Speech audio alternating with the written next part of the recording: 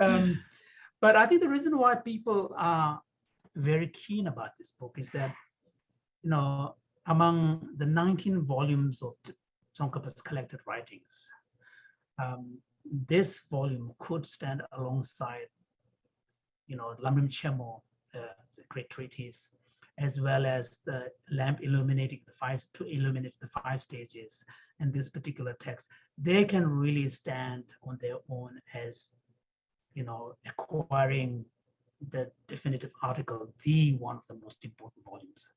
And also, as you mentioned in your opening remarks, this is a text that was written just a year before Tsongkhapa passed away. It was completed in 1418.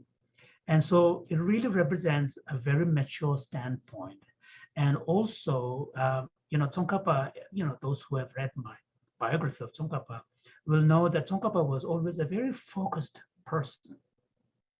And so by the time he was writing this, he was aware that his life was coming to an end. He had some illness. And so he really wanted to put together in this particular commentary all the important elements of the Madhyamaka philosophy together.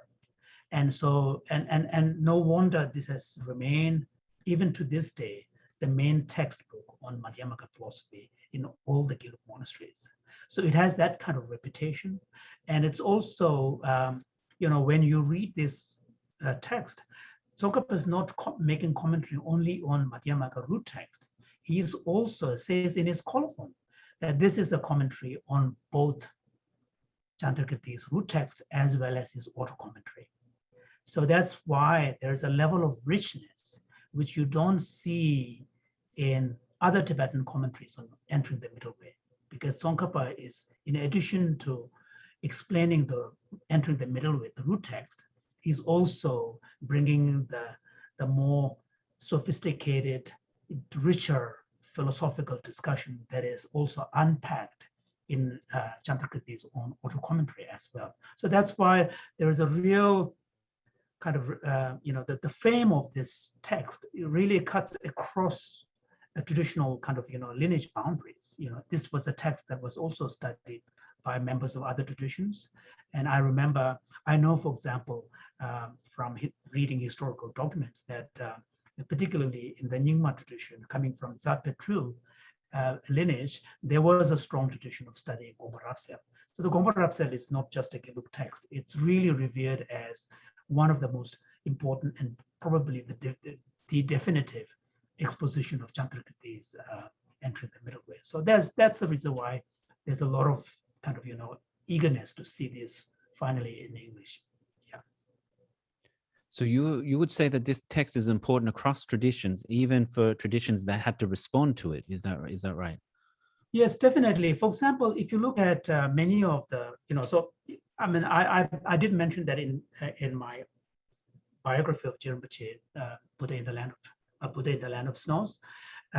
It turns out that when Tsongkhapa was a student, Madhyamaka was not one of the formal disciplines as part of the monastic curriculum. There were only 5 main disciplines. So therefore, when you get the Geshe, equivalent of Geshe, they were referred to as Kashipa, the master of 4 disciplines, which were perfection of wisdom, studies, Parjin, Abhidharma, Vinaya, and Pramana epistemology, Dharma Chats.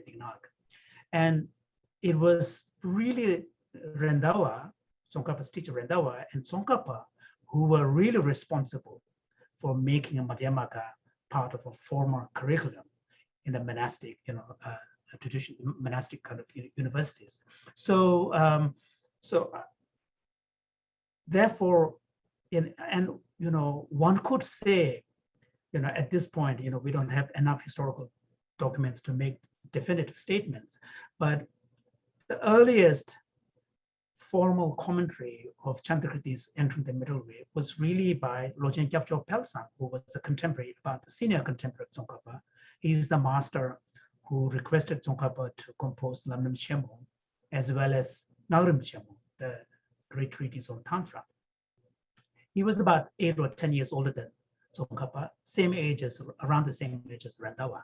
So his was the first at least to my knowledge, the first commentary on entering the middle way.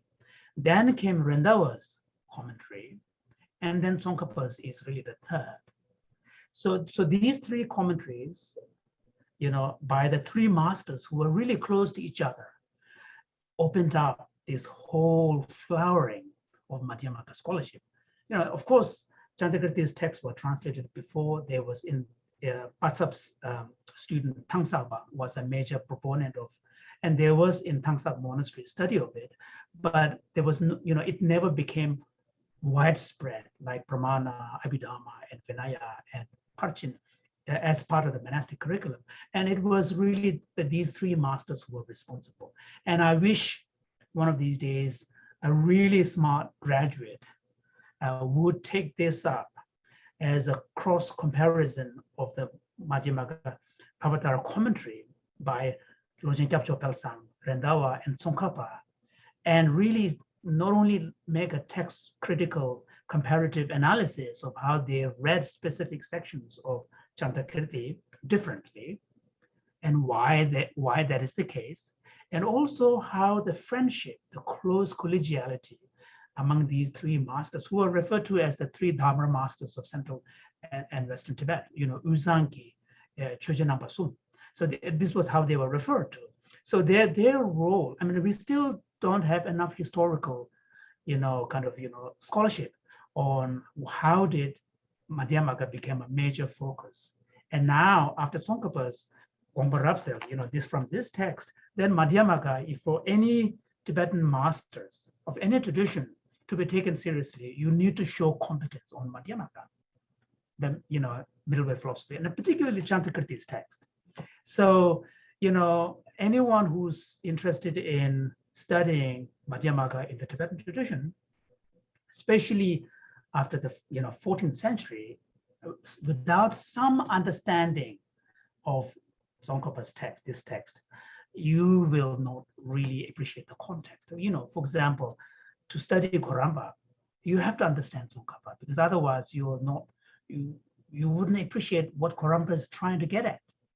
What is the context in which he's bringing up the debates and issues? Same thing for Shakya Shukdev, same thing for Karmapa Mykyotoji and Taksan Lotsawa, as well as later Jumipam. Many of these great masters wrote extensively on Madhyamaka, including commentary on Chandrakirti's text.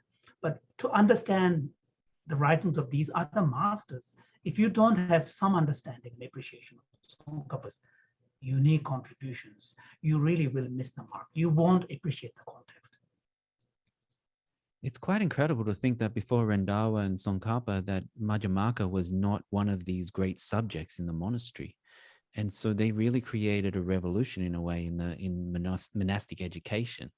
Would that be right to think like that? Yes. Yeah. Then later from Kashipa, the master of 4 disciplines, then when Gyaltsab Dharma Rinchen became his, finished his, completed his formal studies, he was known as Kachupa, master of 10 texts. So by that time, then instead of calling it disciplines, they were talking about texts.